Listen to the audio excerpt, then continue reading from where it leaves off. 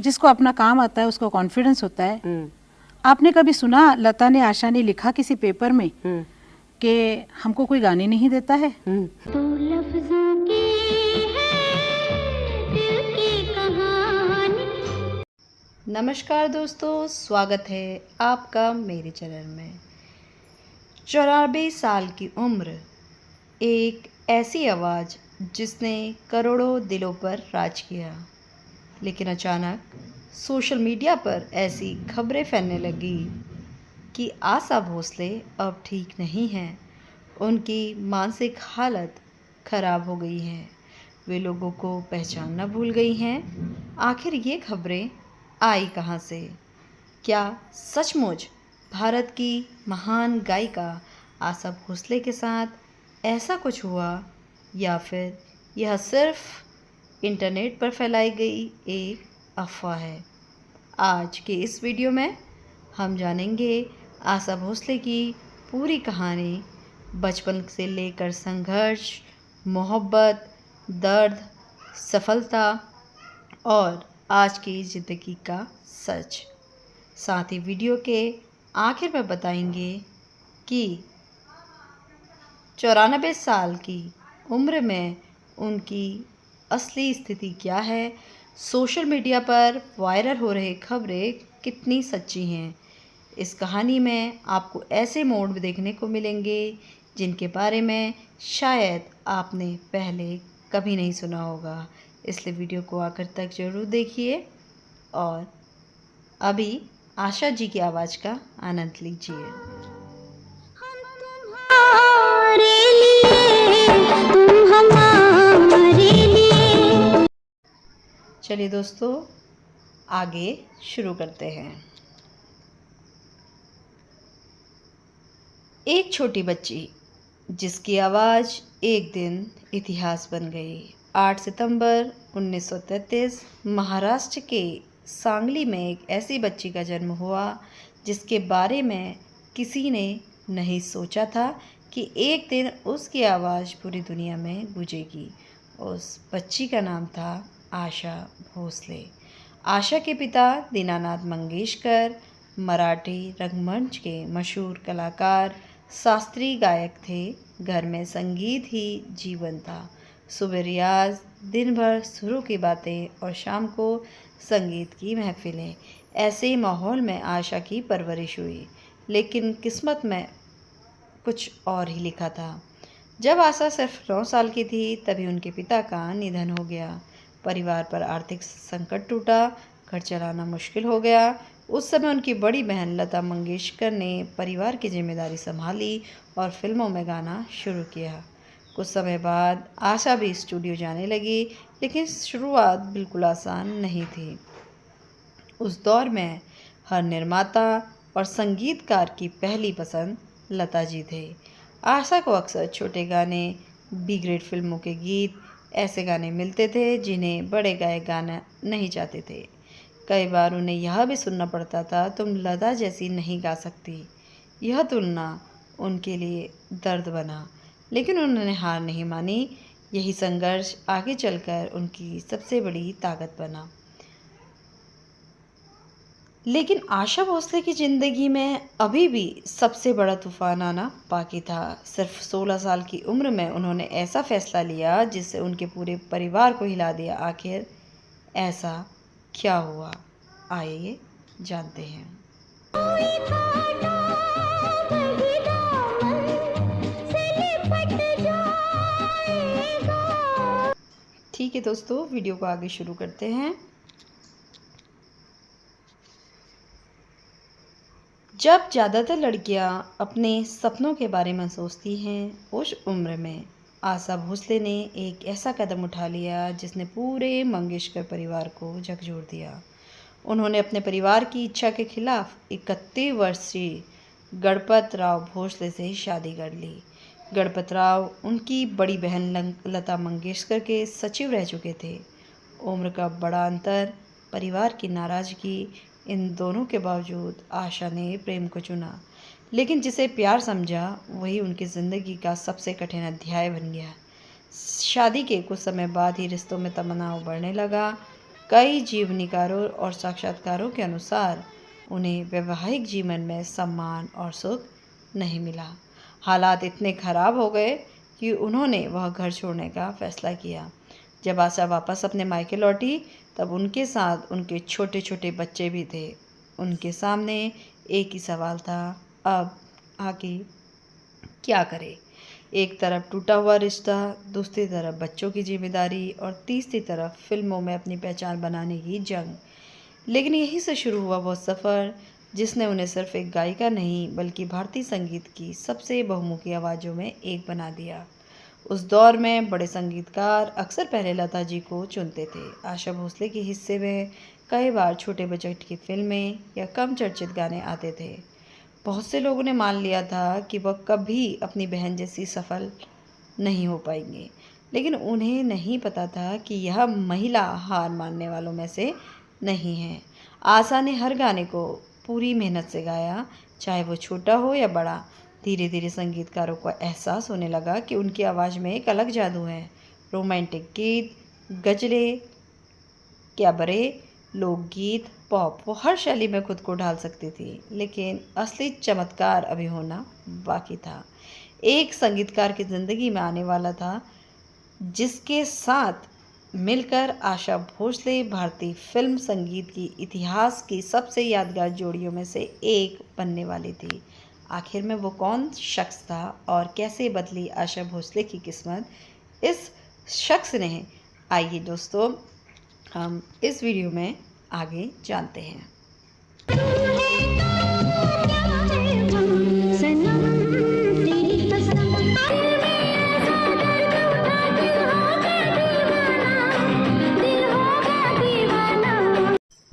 Video को आगे बढ़ाते हैं दोस्तों।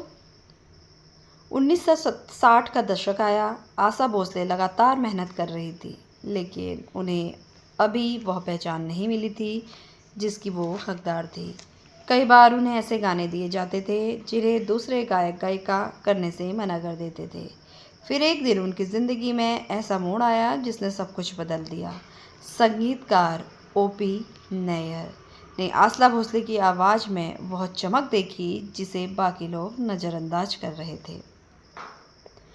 नैयर साहब ने कहा कि आशा की आवाज़ अलग है, उसमें चंचलता है, ऊर्जा है और एक अनोखी पहचान है। दिल ये प्यार में कैसे तू है मेरे सामने, जीती है यूं ही महके, रंग यूं ही ढलने दो। फिर दोस्तों इसके बाद एक के बाद एक सुपरहिट गाने आने लगे। आइए मेहरबान, उड़े जब जब जुल्फ़े तेरी, आइए आप कहाँ जाएंगे जैसे गीतों ने पूरे देश को दीवाना बना दिया। अब लोग सिर्फ लता मंगेशकर के ही नहीं बल्कि आशा भोसले की आवाज़ के भी दीवाने होने लगे। लेकिन सफलता के साथ विवाद भी आए। उस समय फिल्म इंडस्ट्री में यह चर्चा होने लगी कि ओपी नैयर और आशा भोसले की नज़दीकियाँ सिर्फ पेशेवर नहीं, दोनों ने इन चर्चाओं पर कभी खुलकर कुछ कहा नहीं। समय के साथ उनका पेशेवर साथ भी समाप्त हो गया। लोगों को लगा अब शायद आशा भोसले का कैरियर फिर से धीमा पड़ जाएगा, लेकिन किस्मत ने उनके लिए एक और बड़ा अध्याय लिख रखा था। उनकी मुलाकात ऐसे संगीतकार से हुई जो अपनी धुनों से पूरे बॉलीवुड को बदल रहा था, राहुल देव बर्मन। शुरुआत के दिनों में दोनों सिर्फ काम का रिश्ता था। स्टूडियो में घंटों रिहर्सल होती, नए नए प्रयोग होते और हर रिकॉर्डिंग के बाद दोनों एक दूसरे की कला का सम्मान करने लगते। किसी को अंदाज़ा नहीं था कि यही पेशेवर रिश्ता आगे चलकर भारतीय संगीत का सबसे मशहूर प्रेम कहानियों में बदल जाएगा। लेकिन उस प्रेम तक पहुंचने का रास्ता आसान नहीं था। दोनों अपनी ज़िंदगी में दर्द और संघर्ष झेल चुके थे। क्या दो टूटे हुए दिल एक दूसरे का सहारा बन पाएंगे? और कैसे आर.डी. बर्मन और आशा भोसले की जोड़ी ने बॉलीवुड के सैकड़ों अमर गीत दिए जो आज भी सुने जाते हैं? आइए वीडियो में आगे जानते हैं। को दिल करता है, कुछ पाने को दिल करता है। चलिए दोस्तों, वीडियो को आगे बढ़ाते हैं और अब जानते हैं आशा जी के जीवन की कुछ और अनोखी और सबसे अच्छी कहानी। 1970 का दशक फिल्म इंडस्ट्री में एक नाम अपनी नई धुनों से तहलका मचा रहा था, राहुल देव बर्मन, जिसने पूरी दुनिया का प्यार से पंचमदा कहती थी। पंचमदा का संगीत अपने समय से बहुत आगे था। वे पश्चिमी संगीत, भारतीय सुरों को मिलाकर कुछ नया रचते थे, लेकिन उन धुनों को वही आवाज़ चाहिए थी जो हर अंदाज में ढल सके। वह आवाज़ थी आशा भोसले। जब दोनों ने साथ काम करना शुरू किया तो स्टूडियो का माहौल बदल गया। घंटों रिहर्सल होती थी, हर शब्द पर मेहनत होती थी और हर गाने को अलग पहचान देने की कोशिश की जाती थी। फिर आया वह दौर जिसने इतिहास रच दिया। दम मारो दम, पिया तू अब तो आजा, चुरा लिया है तुमने जो दिल को, महबूबा महबूबा, ये मेरा दिल जैसे गानों ने पूरे देश में धूम मचा दी। आशा भोसले अब सिर्फ एक गायिका नहीं रही, बल्कि हर तरह के गाने गाने वाली एक ऐसी कलाकार बन गई जिसकी बराबरी करना मुश्किल था। धीरे धीरे काम का रिश्ता दोस्ती और दोस्ती गहरे विश्वास में बदल गया। दोनों अपनी निजी ज़िंदगी में कठिन दौर से गुजर रहे थे। शायद यही वजह थी कि वे एक दूसरे को सबसे बेहतर समझते थे। कई साथ काम करने के बाद उन्होंने शादी कर ली, लेकिन यह कहानी किसी फिल्मी सुखांत जैसी नहीं थी। शादी के कुछ वर्षों बाद पंचमदा का कैरियर कमज़ोर पड़ने लगा। नई संगीतकारों का दौर शुरू हो चुका था, काम कम मिलने लगा, आर्थिक और मानसिक दबाव बढ़ने लगा। ऐसे समय में आशा भोसले ने उनका साथ नहीं छोड़ा। कहा जाता है कि उन्होंने हर मुश्किल घड़ी में पंचमदा का हौसला बढ़ाया और फिर 1994 में वह दिन आया जिसने आशा भोसले की ज़िंदगी को फिर एक गहरे दुख में डाल दिया। जी हाँ, आर.डी. बर्मन का निधन हो गया। जिस इंसान के साथ उन्होंने जीवन और संगीत का सबसे खूबसूरत सफ़र तय किया था, वह हमेशा के लिए उनसे बिछड़ गया। लेकिन आशा भोसले टूटी नहीं। उन्होंने अपने दर्द को अपनी ताकत बनाया और फिर से संगीत की दुनिया में सक्रिय रही। लेकिन क्या आप जानते हैं कि 50 की उम्र पार करने के बाद उन्होंने ऐसा कारनामा किया जो बहुत कम कलाकार कर पाते हैं। ग्रैमी तक पहुंचने वाली उनकी आवाज़ ने दुनिया को कैसे हैरान कर दिया, आगे हम यही जानेंगे दोस्तों। हीरा चमकेगा ही चमकेगा, तो हीरा है वो चमकेगा।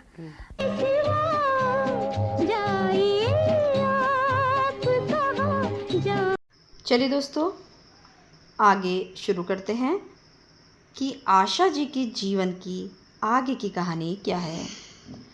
बहुत से कलाकारों का कैरियर 40-50 साल की उम्र तक धीमा पड़ जाता है, लेकिन आशा भोसले के साथ बिल्कुल उल्टा हुआ। जहां लोग सोच रहे थे कि उनका सुनहरा दौर ख़त्म हो जाएगा, वहीं उन्होंने खुद को समय के साथ बदलना शुरू कर दिया। उन्होंने सिर्फ फिल्मी गीत ही नहीं गाए, बल्कि गज़ल, भजन, पॉप, रिमिक्स और अंतर्राष्ट्रीय कलाकारों के साथ भी काम किया। उनकी सबसे बड़ी ताकत थी खुद को बदलने की क्षमता। नई पीढ़ी के संगीतकारों के साथ भी उन्होंने उसी उत्साह से काम किया जैसे अपने शुरुआती दिनों में करती थी। धीरे धीरे उनकी आवाज़ सिर्फ भारत तक सीमित नहीं रही, विदेशों में उनके लाइव शो होने लगे।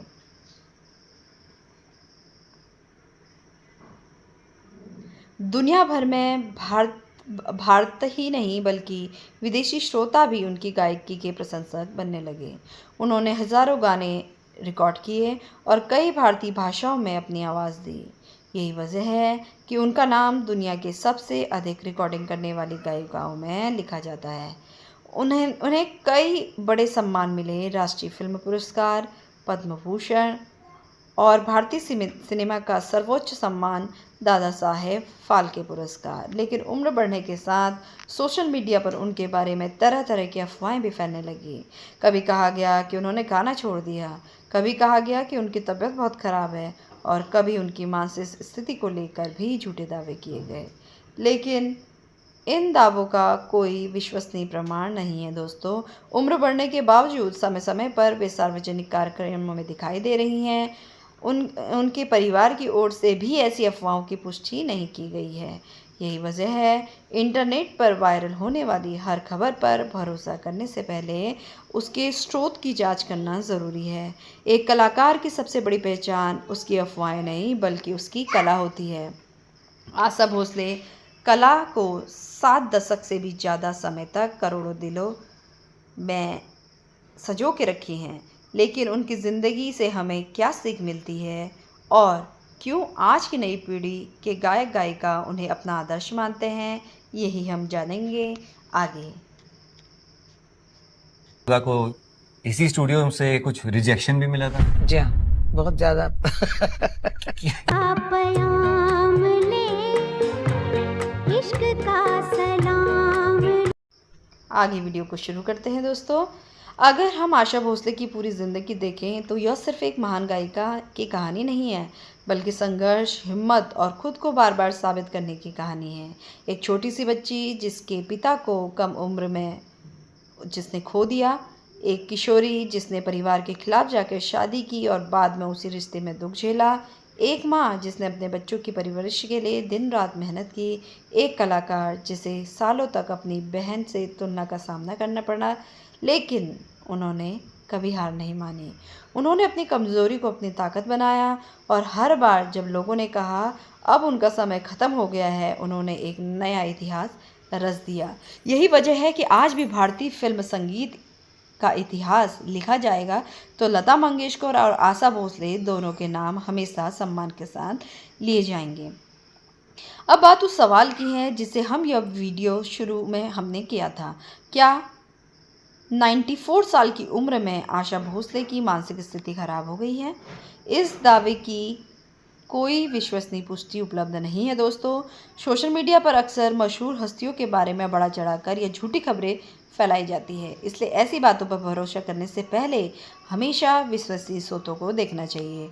आशा भोसले की सबसे बड़ी पहचान उनकी आवाज़ है, वह आवाज़ जिसे 7 दशकों से भी अधिक समय तक करोड़ों लोगों को हंसाया, रुलाया और प्यार करना सिखाया।